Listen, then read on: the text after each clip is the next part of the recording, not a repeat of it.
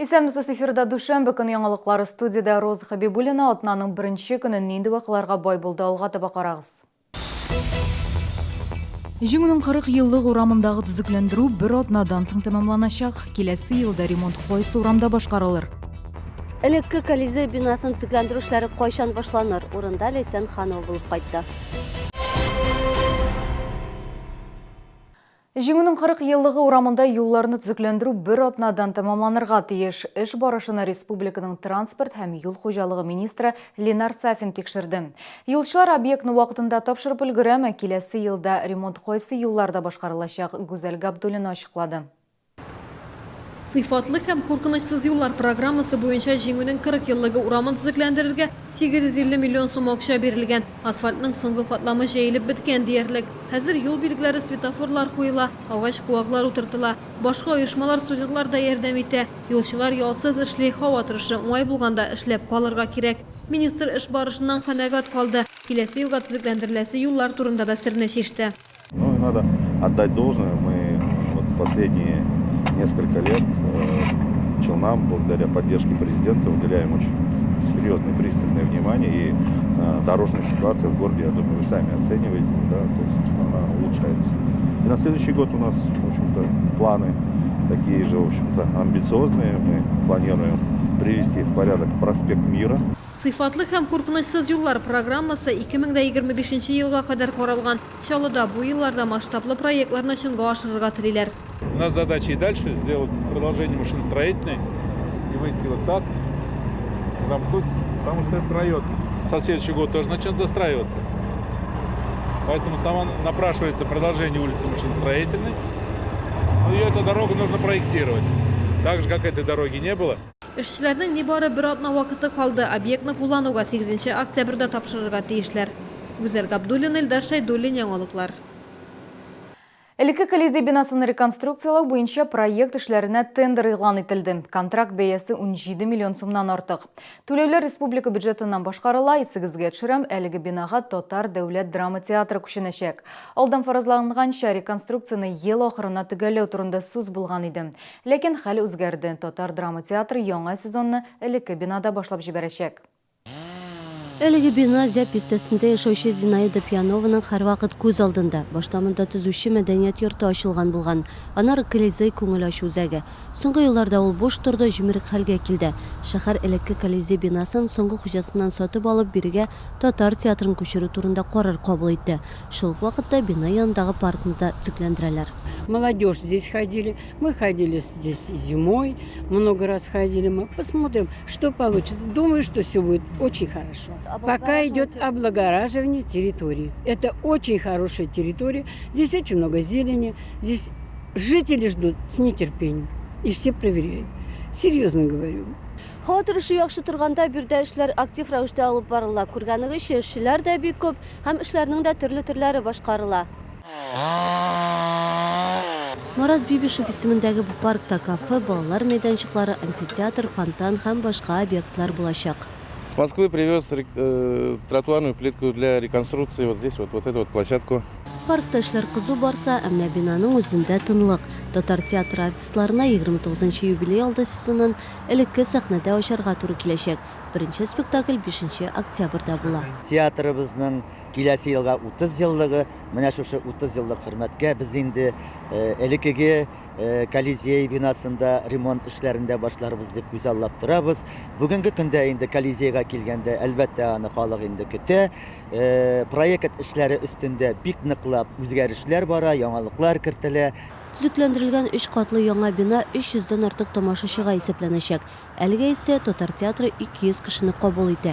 Шулай ук театр янында 150 урынга исәпләнгән машина кую урыны да ясаячаклар. Ләйсән Ханова, Ленар Султанов, яңалыклар. Чаллыда чисталык ою башланды. Эш күләме аз түгел, ел башыннан чисталык өлкәсендә кагыйдә бозучылар 8 миллион сум штраф түләгән.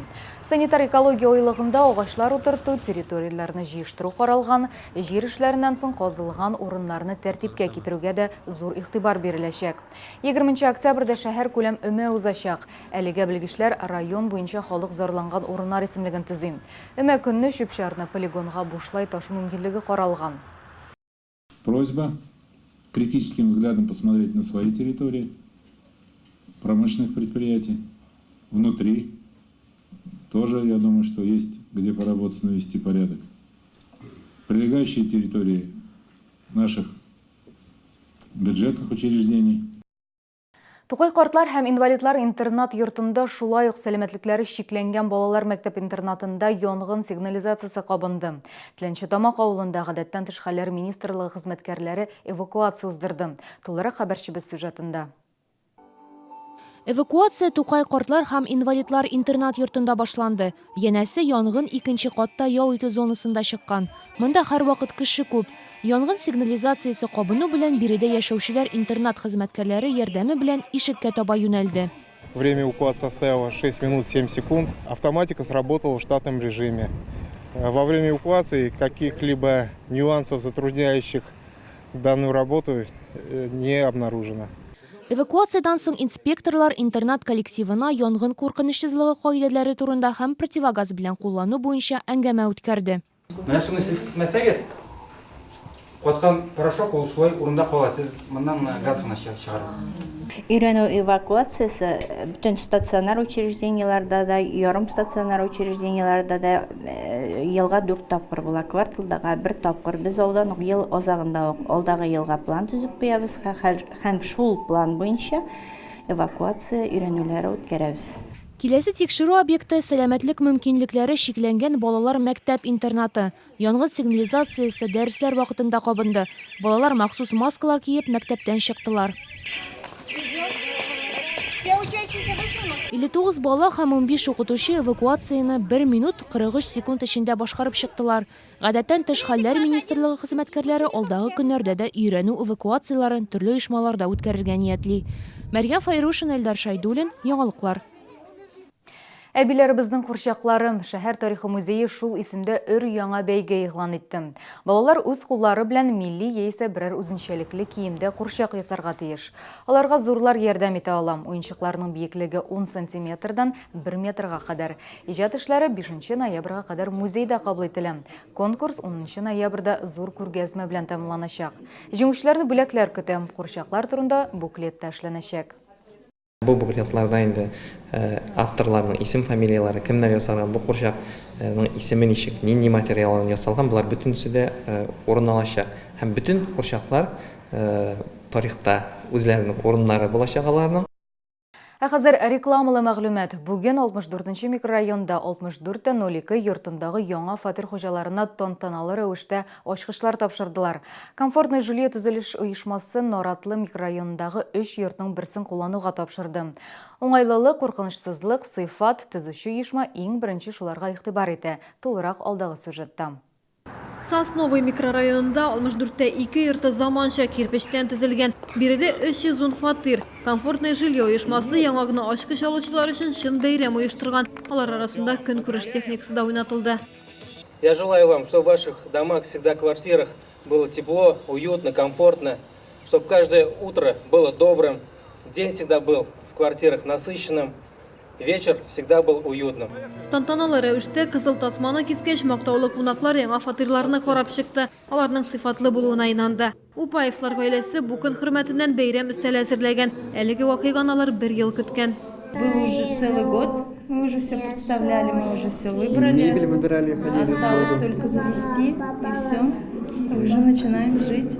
Барлык фатирларда да агач евро тәрәзәләр тарттырылган түшәмнәр. 2018 ел азагында 64-нче микрорайонда яшәүчеләр өчен күп катлы паркинг оештырылачак.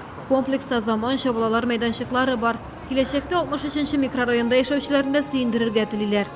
Несколько изюминок, которые мы раскроем чуть позже, будут во дворе. Они будут касаться именно благоустройства и внутренней отделки квартир. Но это, еще раз говорю, пока ноу-хау. Наратлы микрорайонында 3 йорт булачак, шуларның икесе куллануга тапшырылган инде. Өченчесен барлык уңайлыклар тудырылгач, 2018 ел азагына кадәр өлгертергә ниятлиләр. Бүгенге менә шулар, мин сезнең белән сау булашам, истән сау булыгыз.